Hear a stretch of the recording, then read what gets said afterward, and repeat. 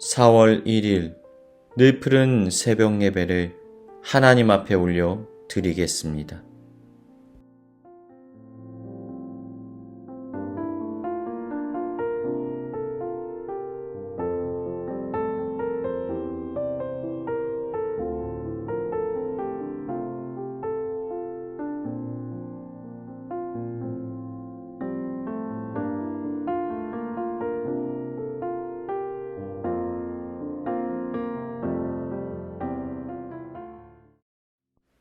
오늘 본문 요한복음 6장에서는 제자들에게 믿음의 훈련을 시키기 위하여 예수님께서 하셨던 놀라운 기적의 사건을 기록하고 있습니다.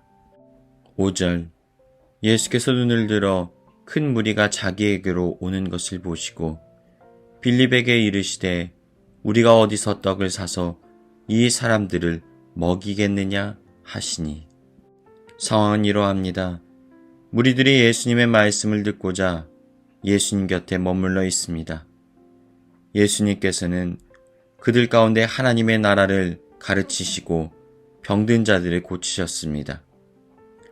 얼마의 시간이 흐르고 날이 저물자 예수님을 따르던 무리들이 시장길을 느끼기 시작합니다.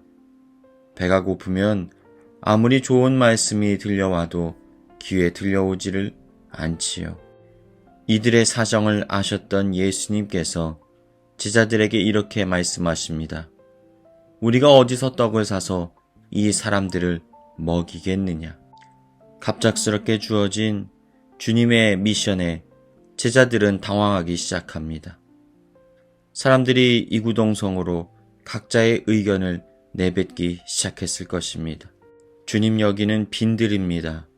어떻게 저 많은 무리를 먹일 수가 있습니까? 무리들의 숫자도 세어보고 가지고 있는 음식수도 열심히 조사해 봅니다. 그 중에 빌립이 셈이 빨랐던 것일까요? 각 사람에게 조금씩이라도 나누어 주려면 최소 빵 200데나리온 어치는 가지고 있어야 할 것이라고 말을 합니다. 이러한 와중에 무리가 가진 음식수를 확인한 안드레가 등장합니다. 보리떡 5개와 물고기 2마리를 한 어린아이가 가지고 있습니다. 이것이 전부인데 이 많은 사람들을 어떻게 나눠줄 수 있단 말입니까? 그러자 예수님께서 이렇게 말씀하십니다.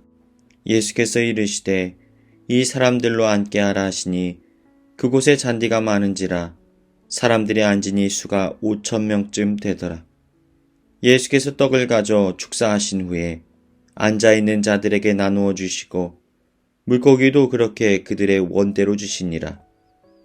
그들이 배부른 후에 예수께서 제자들에게 이르시되 남은 조각을 거두고 버리는 것이 없게 하라 하시므로 이에 거두니 보리떡 5개로 먹고 남은 조각이 12바구니에 찼더라. 예수님께서는 사람들을 무리지어 앉게 하십니다. 그리고 하늘을 우러러 축사하시고 떡과 물고기를 제자들의 손에 의해 나누어 주도록 하십니다. 하나씩만 나눠줘도 7명째에서 딱 멈춰야 되는 음식이 놀랍게도 남자만 5,000명, 그러니까 추정치 2만여 명의 사람들이 모두 배불리 먹고 12바구니나 남는 놀라운 역사가 일어나게 된 것입니다. 그런데요, 우리는 이것을 가리켜 기적이라고 말해야 하는 것일까요? 여러분, 기적은 무엇입니까? 무언가 일어날 수 없는 일, 불가능한 일이 일어나는 것을 기적이라고 말합니다. 그래서 오늘 본문의 오병이어의 사건은 결코 기적이라 말할 수가 없을 것입니다. 왜냐하면 당연한 결과이기 때문입니다.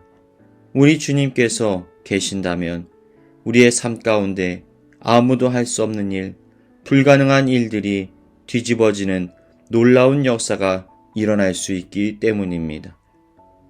우리 주님께서 함께 하시면 할 수 없는 일이, 불가능한 일이, 감당할 수 없는 일이 이루어지고 해결되고 성취되어지는 놀라운 역사가 반드시 일어나기 때문입니다.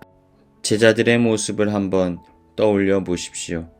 문제를 파악하고 어떻게 해결할지를 살펴보는데 논리적인 계산식을 사용합니다. 7 나누기 2만. 그런데요, 제자들의 계산식에는 아주 중요한 한 가지가 빠져 있었습니다. 그것은 바로 예수님이셨습니다. 제자들은 예수님을 환경과 상황 가운데 잠시 잊고 있었던 것입니다. 우리 예수님은 어떠한 분이십니까? 그분은 하나님의 아들이십니다. 불가능한 것을 가능케 하시는 분이십니다. 무에서 유를 창조하실 수 있으신 분이십니다. 그분은 온 세상을 창조하시고 다스리십니다.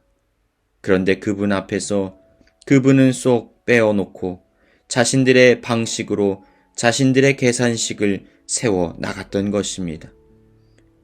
그러니까 처음부터 할 수 없었던 것입니다. 못합니다. 할 수 없습니다. 말이 되지를 않습니다. 라고 말할 수밖에 없었던 것입니다. 그런데 제자들의 공식에 예수님을 더하여 보십시오. 이 답은 무한대가 될 수 있습니다. 누구도 이 답에 대해 이의를 제기할 수 없습니다. 그래서 사실 제자들이 세웠던 공식 속에서 가장 중요한 것은 예수님이 되셔야만 합니다. 그래서 이 사건은 결코 기적이 될 수가 없지 당연한 결과물인 것입니다.